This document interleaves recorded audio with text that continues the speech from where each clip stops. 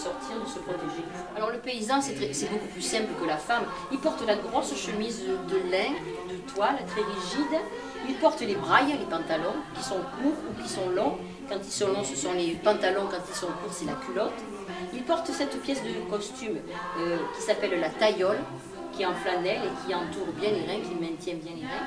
Il porte le foulard de cou, le moukadou en provençal, le mouchoir de cou qui lui permet d'essuyer la transpiration.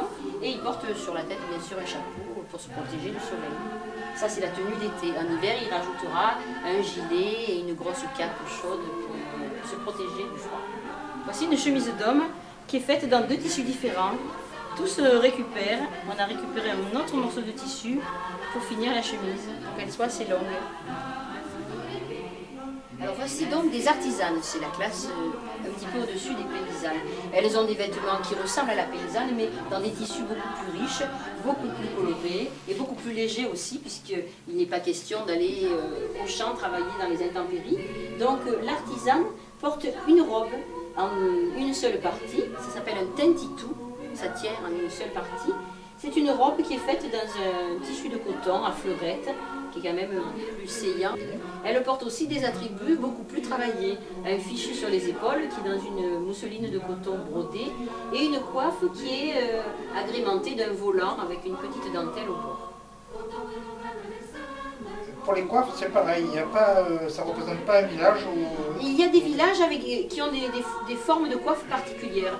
Nous avons retrouvé principalement des coiffes de cette forme-là, c'est-à-dire à couture. Elles ont une seule couture au-dessus de la tête et une coulisse qui permet de donner la forme volumineuse et de tenir ainsi tous les cheveux regroupés sous la coiffe. Cette coiffe est assez originale, c'est une vieille famille gardéenne qui l'a offert à la Farigoulette et donc on l'a retrouvée uniquement sur la garde et nous l'avons portée, nous la portons encore, pas celle-ci puisque celle-ci elle tient plus debout, mais nous avons repris ce modèle et c'est l'originalité de la Farigoulette, la coiffe pointue, qui est donc voilà, qui se rabat et il y a un petit bouton pour fermer le dessus.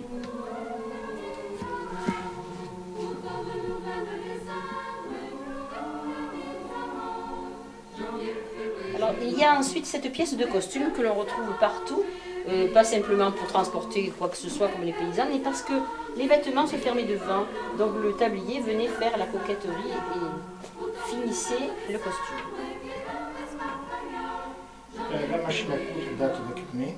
Alors la machine à coudre apparaît dans les années 1830. Donc les pièces de costume que l'on trouve, puisque je vous ai dit que c'était fin 19e siècle, elles sont déjà piquées à la machine. Il y a beaucoup de choses faites à la main, mais il y a aussi des choses qui sont piquées à la machine. Le vêtement de dessous pour les femmes, c'était ce pantalon qui était fendu, voilà, pour aller aux toilettes, et c'était beaucoup plus rapide. Voici un autre modèle, mais toujours fendu entre les jambes. C'est l'ancêtre de la culotte. Elle s'est réduite jusqu'à devenir une simple ficelle actuellement, le string. Voici donc un costume de Bastidan, c'est donc la dernière catégorie, les gens qui habitent la Bastide. Et vous voyez que les attributs sont beaucoup plus décorés, beaucoup plus riches que les catégories précédentes. Ceci, cette robe verte, c'est une copie de robe de mariée. En effet, la jeune fille provençale s'est longtemps mariée en robe verte, parce que le vert était la couleur de l'espoir, des vers de Vesper. Donc les jeunes filles ne portaient pas la robe blanche pour se marier en Provence. C'était souvent la robe verte, où elle pouvait être beige ou même rouge. Voici donc le costume du marié ou du Bastidan. C'est un costume en deux parties, avec le spencer et la culotte, porté sur une belle chemise blanche et sur un gilet qui est aussi très riche. Il y a toujours la taillole, la taillole fait partie intégrante du costume.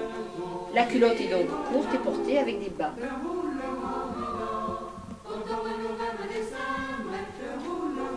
Sous la robe, on porte le cotillon piqué. C'est donc une jupe matelassée qui est ici blanche et qui est donc très lourde avec un travail d'aiguille assez remarquable. Et sous le cotillon piqué, il y a encore le jupon, la grande chemise, le pantalon.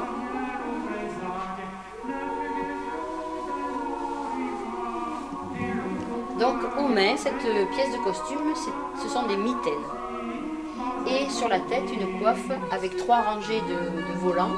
Et bien au plus on avait des moyens, au plus on avait des dentelles et des rangées de dentelles différentes. Alors voici le clavier, l'objet que l'homme offrait à sa femme une fois la cérémonie du mariage terminée. Il l'accrochait à la taille et ainsi elle devenait la maîtresse de maison. Alors le ciseau pour le travail et les clés de l'armoire pour montrer qu'elle possédait le pouvoir d'ouvrir l'armoire. Alors à cette époque-là, les enfants, garçons et filles, jusqu'à l'âge de 5 ans, étaient habillés en robe. Donc on ne distinguait ni un petit garçon ni une petite fille. Les cheveux longs, le bonnet sur la tête et la petite robe. Tous les enfants étaient habillés de la même façon. Donc différents gilets. Il faut dire que les hommes souvent possédaient 7 gilets, un par jour de la semaine. Et celui-ci en particulier est un gilet de mariée. Alors voici une cape dite